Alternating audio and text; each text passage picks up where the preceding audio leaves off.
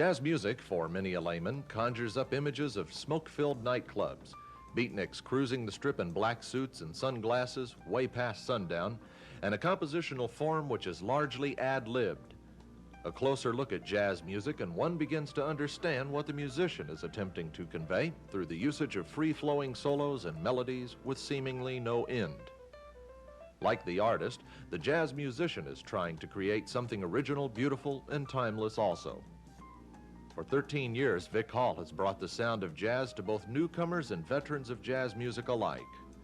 For Vic, it's become what he calls a labor of love, and for his audience, it's become an education in some of jazz music's rarest moments on record. Vic has collected jazz since he was a boy in England, and now boasts a collection of some 4,000 albums and tapes. This is Jazz Heaven, Vic. I've died. I finally found it. This is Jazz Heaven. You're alive, George. This is merely my obsession here that you're seeing, which is, as I guess our viewers can see, a collection, only a small portion of it. Maybe we can patrol the rest of it afterwards, but it represents a substantial investment in time and money and love. I'm a frustrated jazz musician. I should have been a jazz musician, and I've spent my entire life regretting the fact that I just didn't take the bull by the horns and do it. But nevertheless, I still, even though I'm on the receiving end of the music, derive a great deal of fulfillment from it. And, you know, many people have attempted to define jazz. And the only way that I can really define it is a music that has several essential elements, George. It has a rhythmic pulse, a meter that swings. In other words, it is a happy foot-tapping sound. It has a melodic line that, believe me, many times musicians take liberties with, jazz musicians, because they improvise or extemporize upon the theme. So they may change the melody around, but they retain the chordal structure, the basic structure of the tune, and they improvise around this. The technique that's demanded of a jazz musician is quite awesome, really, because he has to play anything that comes into his head instantly through his fingers and his chops, as we refer to them.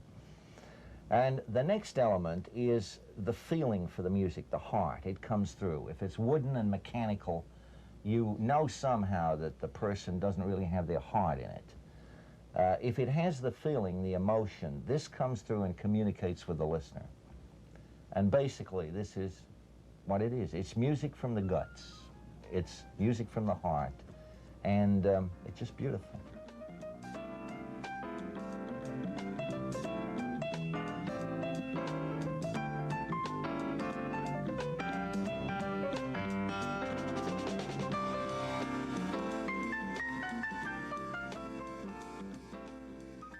Almost all jazz aficionados love pictures. Pictures of a favorite artist, pictures of special moments, and best of all, pictures of themselves with their favorite performers. For Vic, this is difficult, as some of his pals include artists like Count Basie, the late Stan Kenton, Buddy DeFranco, Dexter Gordon, Nathan Page, and Richie Cole. Behind every picture on this wall is a story of special friends and times, a trip back to the old days when bop was king, and a framed reminder of musical legacies cultivated so very carefully. The memories live every Tuesday night on the college-operated station when Vic arrives with his tin box full of the evening's selections. The night we dropped in, Vic was featuring a tribute to the music of James Moody. This next is from another cadet album, Cookin' the Blues, that was recorded in San Francisco in 1961. It was recorded live at the Jazz Workshop, and it features, in addition to Moody on flute on this track, Bernard McKinney on trombone, Howard McGee trumpet, one of the great bebop trumpet players, and Musa Kaleem on baritone, Sonny Donaldson piano, Steve Davis bass, Arnold Enlow on drums.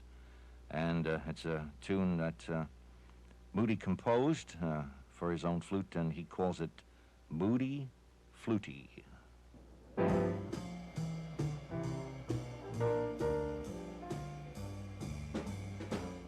Some of Vic's listeners have been with him almost since the beginning of his radio career. Yes, James Wiggs, and he is in charge of a crew who do the janitorial cleaning of the Tampa Electric Building. And he has his portable radio with him, and every Tuesday night he tunes in the sound of jazz, and while they're pushing their mops and brooms and pails around, he listens, and he has been a very loyal listener, George.